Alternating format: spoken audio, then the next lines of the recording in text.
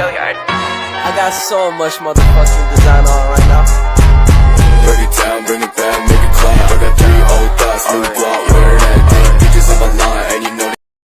Assalamualaikum warahmatullahi wabarakatuh. Alhamdulillahirrabbilalamin. Wabihi nasta'in wa ala umuri waddin. Wassalatu wassalamu ala asrofiyal anbiya'i wal mursalin wa ala alihi wa sahbihi ajmain. Amma ba'du. Sholawat serta salam selalu tercurahkan kepada junjungan Nabi besar kita, Nabi Muhammad SAW. Pertama-tama, izinkan saya untuk memperkenalkan diri. Nama saya Dian Dini Lestari dari kelas 2 akuntansi dengan NIM 11022200094. Di sini izinkan saya untuk menjelaskan atau mempresentasikan tentang akal dan wahyu. Akal merupakan pembeda antara manusia dengan makhluk binatang, sedangkan wahyu adalah petunjuk bagi akal. Keduanya sama-sama berpegang kepada wahyu, namun berbeda dalam interpretasinya.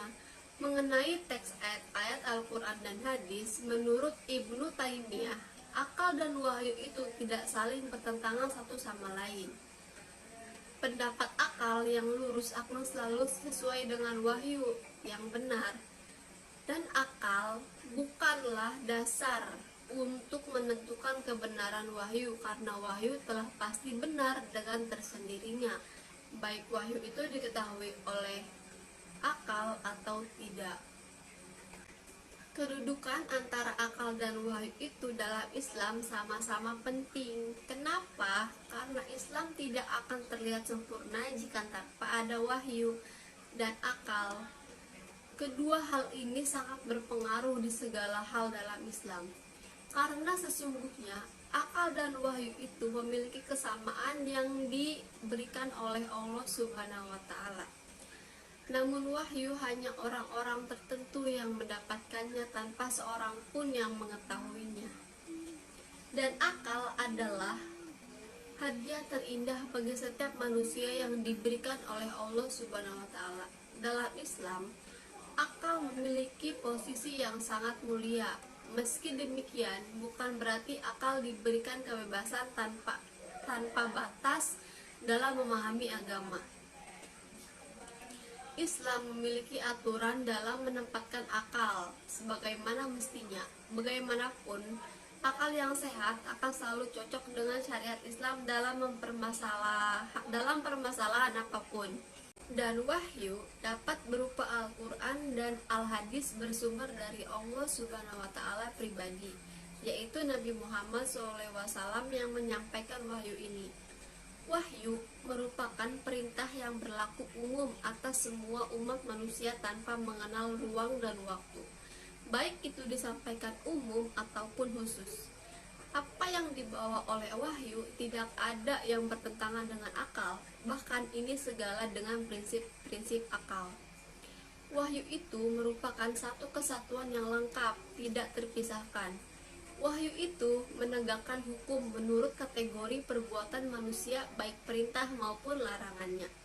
Sesungguhnya wahyu yang berupa Al-Quran dan As-Sunnah turun secara berangsur-angsur dalam rentan waktu yang cukup panjang.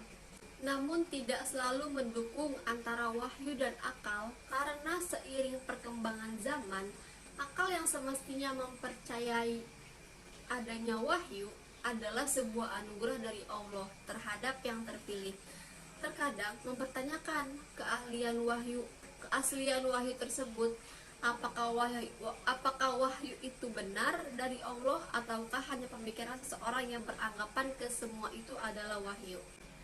Karena masalah akal dan wahyu dalam pemikiran alam, sehingga dibicarakan dalam konteks yang manakah di antara kedua akal dan wahyu itu yang menjadi sumber pengetahuan manusia tentang Tuhan, tentang kewajiban manusia berterima kasih kepada Tuhan, tentang apa yang baik dan buruk, serta tentang kewajiban menjalankan yang baik dan menghindari yang buruk. Maka dalam aliran Islam memiliki pendapat sendiri-sendiri, antara lain: yang pertama, aliran Mu'taziyah sebagai penganut pemikiran yang tradisional berpendapat bahwa akal mempunyai kemampuan mengetahui 4 konsep tersebut.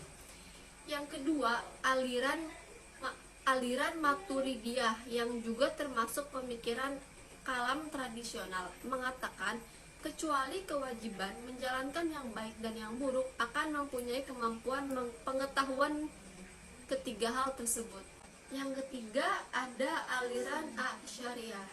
Sebagai penganut pemikiran kalam tradisional juga mengatakan dan berpendapat bahwa akal hanya mampu mengetahui Tuhan, sedangkan 3 hal lainnya yakni kewajiban berterima kasih kepada Tuhan, baik yang buruk serta kewajiban melaksanakan yang baik dan menghindari yang buruk, diketahui manusia berdasarkan wahyu.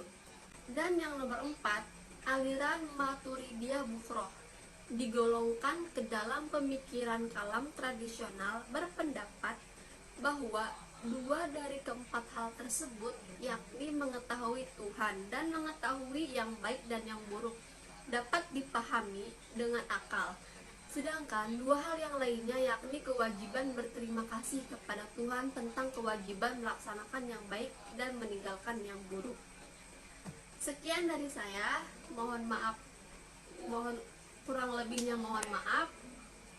Assalamualaikum warahmatullahi wabarakatuh.